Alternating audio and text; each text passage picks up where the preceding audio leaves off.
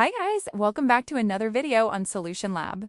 In this video, I'm going to show you how to change the default calling app on your iPhone step by step.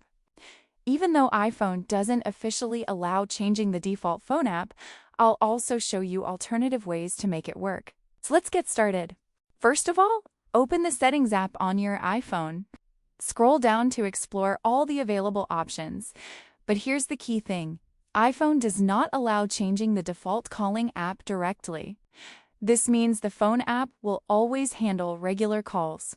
Since we can't directly change the default calling app, we can create a shortcut on the home screen as an alternative. Open the Shortcuts app on your iPhone and tap Add Shortcut. This will allow you to launch a different calling app like WhatsApp, Viber, etc. quickly. In the Shortcuts app, choose the specific app you want to use for calling, such as WhatsApp, Viber, or other VoIP apps. Customize the shortcut so that it calls a contact directly or opens the app home screen.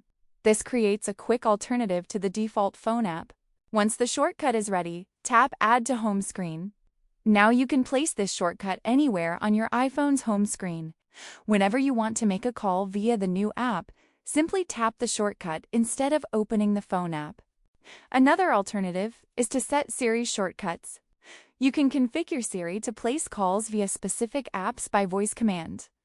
This works for apps like WhatsApp, Viber, or Messenger, and allows a semi-default calling experience. So that's how you can work around iPhone's limitation and use another app for calling, even though the default phone app can't be changed. If this video helped you, subscribe to the channel for more tips and tutorials. And if you have questions, drop a comment below. I'll be happy to help.